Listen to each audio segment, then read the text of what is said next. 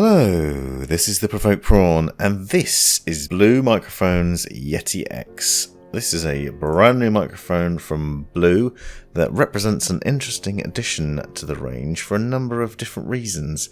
Now, this is an unboxing video where we're giving you a brief overview of the microphone, and I'm planning on doing a comparison video to show it off against the Yeti Nano and the full-size Yeti. And I'll talk briefly about that during this video, but I also want to do an in-depth review. So if you're interested in finding out more about this microphone, please be sure to hit that subscribe button and come back for more in the near future. Now, this is an interesting microphone because it offers 48 kHz 24-bit recording quality.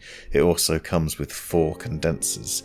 That is more than any of the other microphones, the Yeti Nano or the Snowball, and therefore should offer a really good quality sound. You can see it here on the right next to the Yeti Nano and the full-size Yeti, although both of them are off of their stand, so you can see the size difference.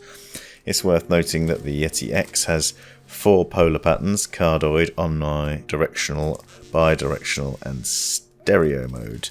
But it was also interesting because it comes with Blue's new voice software. Now, this is accessible via Logitech's G HUB because Blue is now part of the Logitech empire, and that gives you access to a variety of different tweaks and customization options. I haven't had a chance to play around with this yet, but I will be doing so with the full review.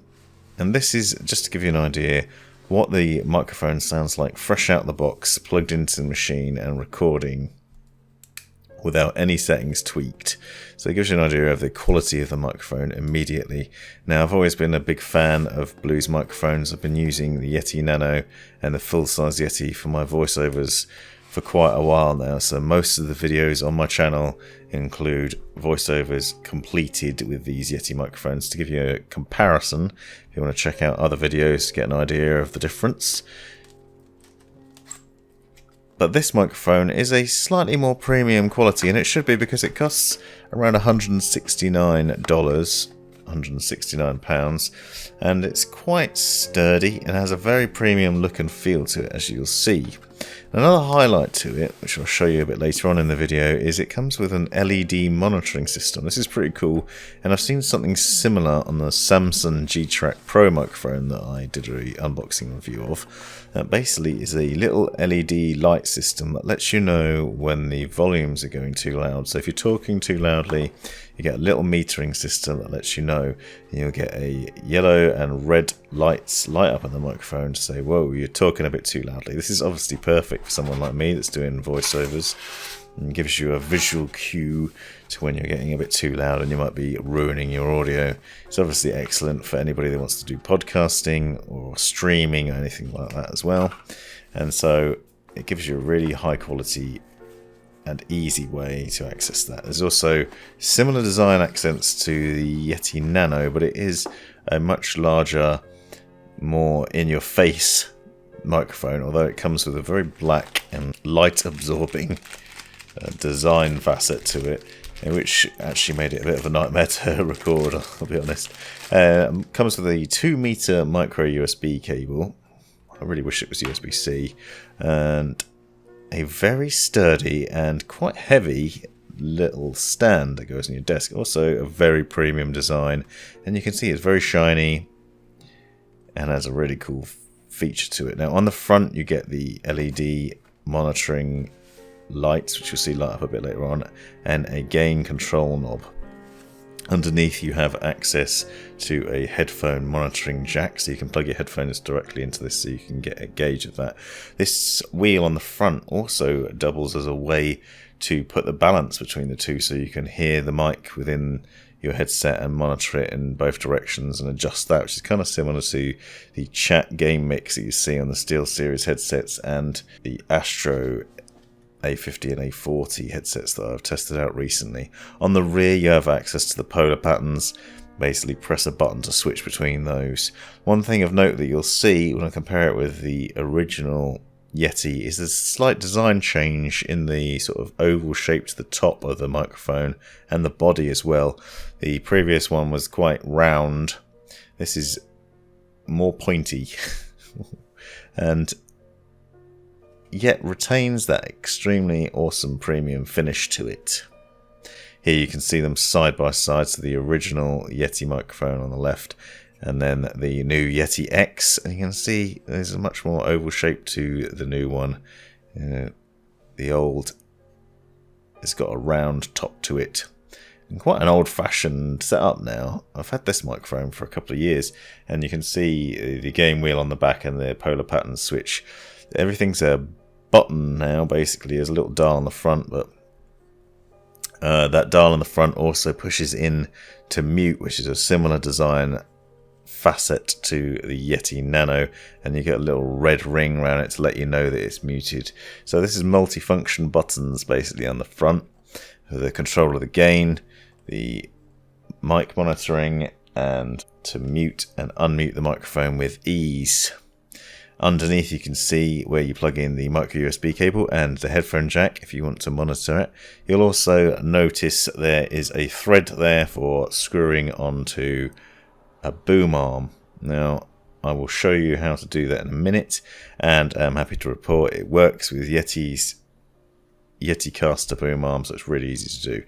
Basically you just unscrew the sides of the mount and pop the Yeti X out, and you'll notice this comes with sort of rubber tips on the inside to keep from scratching the microphone as well, and then it just screws into the standard thread here on the Yeticaster boom arm that I had taken previous microphone off of and screwed this in, and it screws in really easily.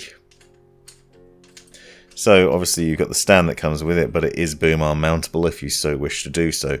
It is quite imposing. If you stick around to the end, you'll see it compared sitting alongside the Yeti Nano, and it's quite significant. I've been using the Yeti Nano on my desk for a while. Testing. And this is a lot larger. And you see here me giving a test to the LED monitoring system. It's actually quite hard to get it to hit the red level to get too high. That's quite interesting. Interesting.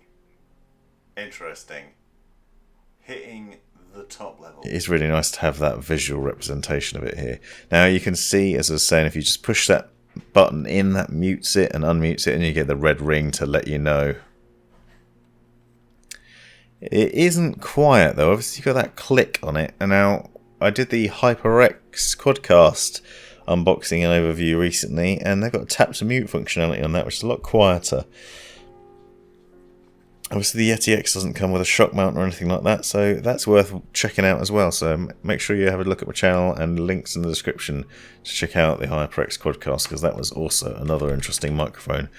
And on the rear you can see the polar pattern selector, lets you go between the 4 different polar patterns. As I said, Cardioid is the main one that I'd use, and then you have omnidirectional, bi-directional and stereo mode, so there's plenty of different functionality there.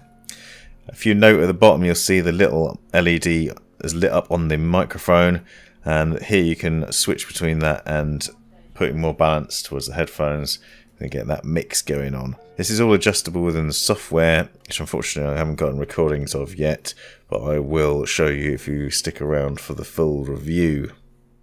Overall initial impressions are another fantastic microphone from Blue, expensive but really well designed, really premium feel, looks fantastic on the desk. Having that LED monitoring for me is going to be fantastic in itself. The ability to then dive into the Blue voice software, which I'll link to in the description so you can get more of an overview, will obviously allow for customization and tweaks. That includes things like noise gate and immediate cancellation, so you can just improve the quality of your audio while you're using the microphone rather than having to do it in a sort of post-process feature, which is what I usually do. So I usually edit the voice after I've recorded, tweaking it, cancelling out the noise, normalizing levels and things like that. But you'll be able to do that stuff within the software and create a broadcast quality straight away, which is obviously going to be important for people that are streaming. You've got a live recording going on, you want people to hear the best quality voice from you, the best voiceovers and the best conversation possible. Then this microphone is going to be really useful, and the software that comes with it. Here you can see the 3 microphones all next to each other. Unfortunately I don't have the stand for the original Yeti, as it's been boom arm for a while and the stand's buried somewhere in the loft. But you can see the difference in the size and the styling. So the Yeti X is kind of similar to the Yeti Nano, which is one of the newer microphones in terms of styling, but it is bigger, bolder, and a much more premium microphone with a really awesome look and feel to it, and fantastic recording quality too. Hope you enjoyed this video. Thanks for watching. This has been the Provoked Prawn. Hope you found this video useful, interesting, or hilarious. Be sure to subscribe and check out these other videos, as well as taking a look in the description for links and information you might find useful. Let me know in the comments if you have any questions or anything you'd like to see extra about this, and have a great life.